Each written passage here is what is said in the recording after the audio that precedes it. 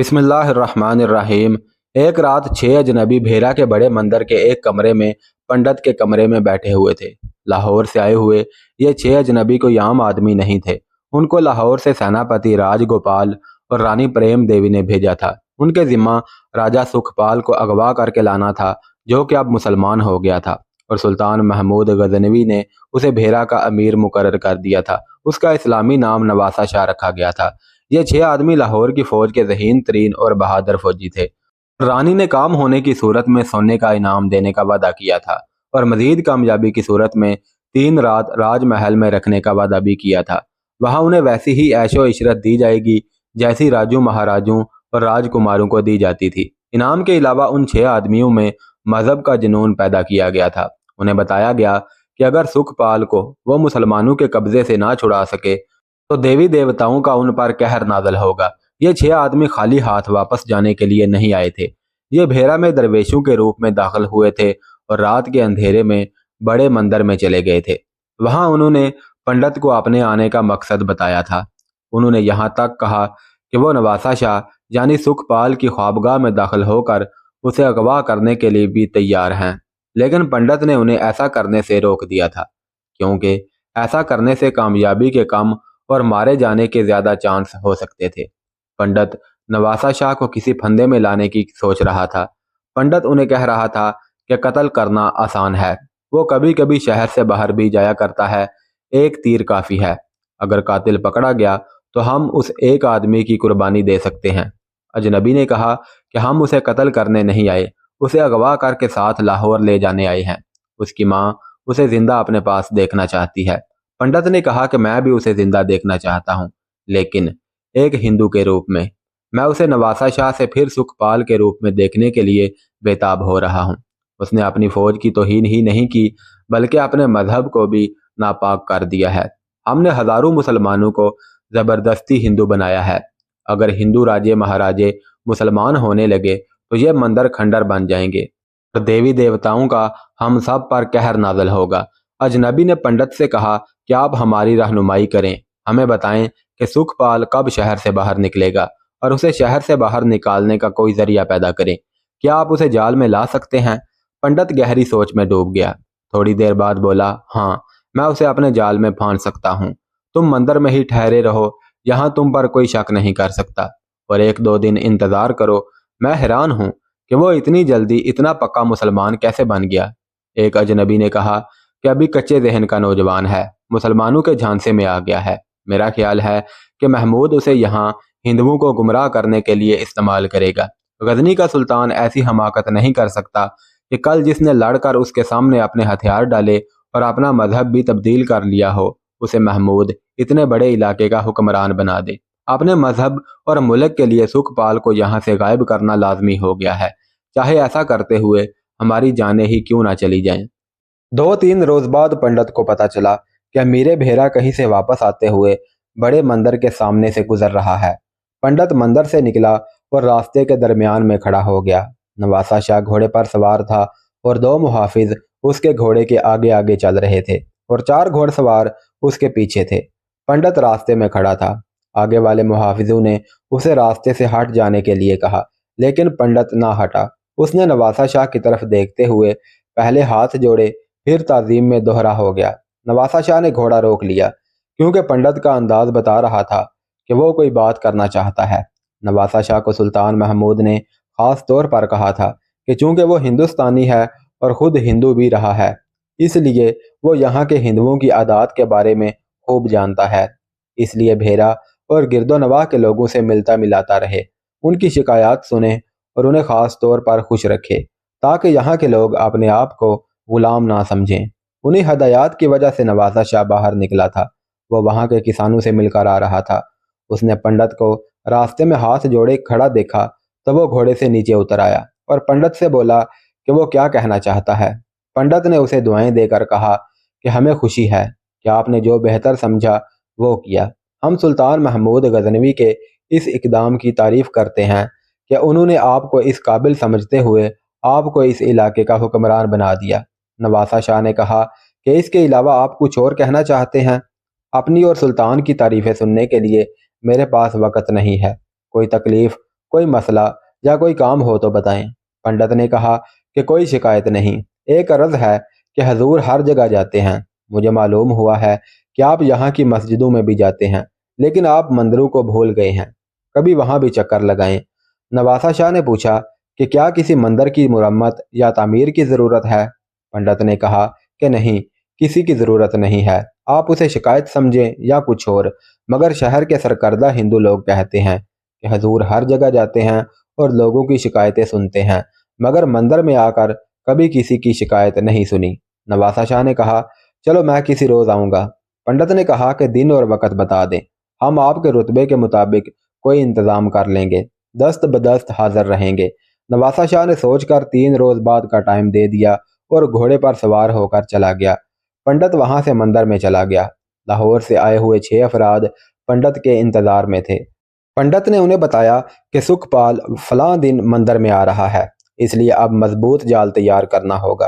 पंडित ने कहा कि तुम लोगों को इंतजार करना होगा, क्योंकि हो सकता है जो मैंने प्लान तैयार किया है हालात उसके बरअक्स हो जाएं। ये मेरी एक कोशिश है। सुखपाल एक जवान आदमी है। मैं राजू महाराजों की कमजोरियों से अच्छी तरह वाकिफ हूँ, और मैं ये भी जानता हूँ मुसलमानों के यहाँ ये सब हराम है। आखिर वो दिन आ गया जिस दिन नवासा शाह को मंदिर जाना था। मंदिर के दरवाजे पर पंडित ने फूलों के लंबे लंबे हार लटका रखे थे। मंदिर के एक कमरे को अरूसी के कमरे के तौर पर सजाया गया था। अंदर ऐसी खुशबू छिड़क रखी थी जो नशे की सी कैफियत तारी कर रही थी। फल और मेवे करीने से कमरे में रखे गए थे। 4 खूबसूरत नौ उम्र हसीन दोशीज़ाएं जो नीम और यां थीं खड़ी थीं। नवासा शाह कमरे में दाखिल हुआ तो लड़कियों ने खुशनुमा फूलों की टोकरियां उठाईं और नवासा शाह के कदमों में फूल बखेरने शुरू कर दिए। उन लड़कियों के बाल खुले हुए और उनके उरियां कंधों पर बिखरे हुए थे। जब वो ज़रा झुक कर फूल निछावर करती तो उनके जिस्म लहराते। उनके लिबास आम लड़कियों से मुख्तलिफ थे, इसलिए वो किसी और ही देश की मालूम होती थी। उनके लबों पर बहुत ही दिल फरेब तबस्सुम था। नवासा शाह की नज़रें उन लड़कियों में उलझ कर रह गईं। पंडित ने ठीक कहा था कि वो राजू महाराजों की कमजोरियों से अच्छी तरह वाकिफ है। पंडित ने उस राजकुमार की दुखती रग पर हाथ रखने का भरपूर इंतजाम कर रखा था। फर्शी दरी बिछी हुई थी और उस पर मखमल की चादरें बिछा रखी थी। गोल तकिए रखे हुए थे, उनके गुलाफ भी मखमल के थे। अलगरज उस कमरे में वो तमाम साजो सामान और सजावट थी जो राजू महाराजों के कब्रों में हुआ करती हैं। नवासा शाह एक तकिए के साथ टेक लगाकर बैठ गया। एक लड़की ने झुककर उसके पांव पर इत्र छिड़का और साथ ही लड़की ने नवासा शाह की आंखों में आंखें डाल दी और एक दिल फरेब तबस्सुम चेहरे पर सजा लिया। उस तबस्सुम ने नवासा शाह को अंदर से हिला कर रख दिया। नवासा शाह ने अपने जज्बात के समंदर में शदीद किस्म का झटका महसूस किया। दूसरी लड़कियों ने उसके आगे फूलों की तश्तरियां रखी। पंडित ने हाथ जोड़कर कहा कि हजूर को तो मालूम है कि मंदिर में मांस नहीं आ सकता। आपके लिए गोश्त का इंतजाम कर भी देते तो आप उसे हाथ ना लगाते, क्योंकि यह मुसलमानों की तरह का ज़बह किया हुआ ना होता। आप हमारे हाथ का पका हुआ कबूल भी ना करते, इसलिए ये फल हाजिर हैं। नवासा शाह ने कहा कि आपने जो हाजिर किया है मुझे उसकी तवक्को ना थी, और उसने मुस्कुरा कर उस लड़की की तरफ देखा जिसने उसके पांव पर इत्र छिड़का था। नवासा शाह के मेज़बानों में एक तो पंडित था, दूसरे वो 6 आदमी थे जो लाहौर से उसे अगवा करने आए थे। वो मुअज़्ज़ज़ और रईस हिंदुओं के रूप में थे। उनके अलावा 2 और हिंदू थे जो भेरा के बहुत बड़े ताजर थे। ये सब नवासा शाह के आगे पीछे जा रहे थे। कमरे में तारों का तरन्नुम आहिस्ता आहिस्ता उभरने लगा। नवासा शाह ने चौंक कर देखा तो एक खूबसूरत लड़की पियानो पर उंगलियां फेर रही थी। साथ ही उसने अपनी जुबान से नगमा गुनगुनाना शुरू कर दिया। उसकी आवाज़ में सोज था, वो गुनगुना रही थी। नवासा शाह का चेहरा बता रहा था कि उस पर सहर तारी होने लगा है। उसकी आंखों में खुमार नजर आने लगा। लड़की की आवाज़ आहिस्ता आहिस्ता जिस तरह उभरी थी उसी तरह आहिस्ता आहिस्ता खामोश हो गई। नवासा शाह की नज़रें लड़की से हट ना सकी। पंडित ने नहायत आजिज़ी से कहा कि हमने आपको यहाँ पर कोई शिकायत सुनाने के लिए मदऊ नहीं किया। हम अपने तरीके से अपनी अकीदत का इजहार करना चाहते थे ताकि आप हमें अपना वफादार समझें। नवासा शाह ने कहा कि आपका अंदाज बहुत हसीन है। उसका लहजा अब एक मुसलमान अमीर का नहीं बल्कि एक राजकुमार का था। उसने कहा कि क्या ये लड़की इसी किस्म का एक और गाना सुना सकती है? यह गाने वाली लड़की एक गाने वाली पेशावर औरत की बेटी थी। مگر نواسہ شاہ کو بتایا گیا کہ یہ ایک شریف گھرانے کی عزت دار لڑکی ہے اور مندر کی داسی ہے اور زیادہ تر بھجن گاتی ہے۔ لڑکی نے ساز کے ساتھ ایک اور گانا شروع کر دیا۔ لڑکی کے گانے میں کوئی غیر معمولی کمال نہیں تھا، پنڈت نے ماحول ہی ایسا طلسماتی بنا رکھا تھا کہ بھدی آواز بھی سریلی لگتی تھی۔ نواسہ شاہ ایسا مسحور ہوا کہ اسے احساس ہی نہ ہوا کہ پنڈت کے سوا باقی سب میزبان کمرے سے باہر نکل چکے ہیں۔ لڑکی کی آواز خاموش ہوئی تو نواسہ شاہ ترنم کی دنیا میں کھویا رہا۔ پھر اچانک بیدار ہوا تو اس نے لڑکی سے پوچھا کہ باقی سب کہاں گئے؟ پنڈت نے کہا کہ وہ آپ کی اس کیفیت میں مخل نہیں ہونا چاہتے تھے، میں نے انہیں اشارے سے اٹھا کر باہر بھیج دیا۔ پنڈت نے ایک لڑکی کو اشارہ کیا تو باقی لڑکیاں بھی کمرے سے باہر نکل گئیں۔ نواسہ شاہ نے پوچھا یہ سب کیوں چلی گئیں؟ پنڈت نے کہا کہ مسلمانوں کے نزدیک یہ رنگ آلاب سب حرام ہے، میں نے انہیں کمرے سے نکل جانے کا اشارہ کیا تھا، اگر آپ چاہتے ہیں تو میں انہیں دوبارہ بلا لیتا ہوں۔ نواسہ شاہ نے کہا نہیں نہیں، مسلمانوں کے نزدیک گانا حرام ہے۔ پنڈت نے کہا حضور اگر بات بری لگی تو معاف کر دینا، آپ نے دل سے نہیں کہا تھا کہ یہ سب حرام ہے، اپنے دل پر جبر مت کیجئے، میں بوڑھا ہو گیا ہوں، انسانوں کے دلوں کی بات ان کی آنکھوں سے پڑھ لیا کرتا ہوں۔ آپ نے اسلام قبول کر لیا، بہت اچھا کیا، آپ کو اسلام کے اصولوں کی پابندی کرنی چاہیے۔ آپ جوان ہیں، آپ نے دل پر ظلم مت کیجئے، ورنہ آپ کا دل ان پابندیوں کی وجہ سے باغی ہو جائے گا اور آپ کی زندگی جہنم بن جائے گی۔ اپنی عادتوں اور فطرت کو آہستہ آہستہ بدلیں۔ یہ کیسے ہو سکتا ہے کہ آپ شراب کو یکدم ترک کر دیں اور وہ عیش و عشرت جو آپ کو بچپن سے ملی ہے؟ نواسہ شاہ پنڈت کی حسین اور فریب شدہ باتوں میں آ گیا، اس کا چہرہ کھل اٹھا۔ اس نے بے ساختہ پنڈت سے کہا کہ آپ کی باتیں میرے دل میں اتر رہی ہیں، آپ صاف بتا دیں کہ آپ کیا چاہتے ہیں۔ پنڈت نے کہا کہ میں یہ کہنا چاہتا ہوں کہ یہ سب انتظام میں نے آپ کے لیے کیا ہے تاکہ آپ کو راضی کر سکوں، اور آپ کو اس کی ضرورت ہے اور آپ کی یہ ضرورت پوری ہونی چاہیے، لیکن چوری چھپے، کیونکہ میں نہیں چاہتا کہ اس بات کا کسی کو پتہ چلے کہ آپ نے مندر میں اپنی محل کی گزری ہوئی راتوں کو تازہ کیا ہے۔ آپ کو سلطان نے جو رتبہ دیا ہے مجھے اس پر فخر ہے، میں آپ کی پردہ پوشی کروں گا، آپ کی مدد بھی کروں گا اور آپ کی جذباتی ضرورت کو بھی پورا بھی کرتا رہوں گا، اور آپ کو جو مسلمانوں کی طرف سے نازک ذمہ داری سونپی گئی ہے اس میں بھی کوتاہی نہ ہو سکے۔ پھر آپ آہستہ آہستہ اپنے ذہن سے عیش و عشرت کو نکالتے چلے جائیں۔ نواسہ شاہ ایک بھرپور نوجوان تھا، کچھ عرصہ پہلے ہی تو وہ اپنے راج محل کی عیاشیوں سے باہر نکلا تھا جنہیں ہندو مت میں جائز سمجھا جاتا ہے۔ اس نے مسلمان ہو کر اپنا دل مار لیا تھا۔ مولوی سعید اور دوسرے حکومتی ارکان نے اسے اسلامی سانچے میں ڈھالنا شروع کر دیا تھا، اس لیے وہ نئی زندگی اور نئے مذہب کو دل و جان سے قبول کر چکا تھا اور اس نے اپنے فرائض بھی سر انجام دینے شروع کر دیے تھے۔ مگر پنڈت نے اس کے اس اقدام کو سراہتے ہوئے نہایت ہوشیاری اور گھاگ پن اور مکاری سے اس کے اندر کے راجکمار کو بیدار کر دیا تھا۔ اس لیے نواسہ شاہ نے اتنی حسین دوشیزائیں اور ان کے دل فریب تبسم کو دیکھا تو وہ ڈگمگانے لگا۔ نواسہ شاہ نے کہا کہ اگر میرے ماتحت حاکموں کو پتہ چل گیا تو ان کے دلوں سے میرا اعتماد ختم ہو جائے گا اور وہ مجھ پر الزام عائد کریں گے کہ میں ہندوؤں سے مل گیا ہوں۔ پنڈت نے کہا کہ کسی کو پتہ نہیں چلنے دیا جائے گا۔ پنڈت نے اسے اپنی زنجیروں اور جال میں اور مضبوطی سے جکڑنے کا فیصلہ کر لیا۔ میں آپ کو ذمہ داریوں سے بھی پیچھے ہٹنے نہیں دوں گا اور میں آپ کو اسلام سے بھی منحرف نہیں ہونے دوں گا، لیکن میں آپ کو یہ بھی بتا دوں کہ مسلمان امراء بھی چوری چھپے عیاشی کرتے ہیں، ان میں سے کوئی بھی ایسا نہیں جس کی ایک بیوی ہو، انہوں نے 3 4 بیویاں رکھی ہوئی ہیں اور وہ بیویاں بدلتے بھی رہتے ہیں، جو پرانی ہو جاتی ہے اس کی جگہ نئی لے آتے ہیں۔ نواسہ شاہ کے چہرے پر رونق آتی جا رہی تھی۔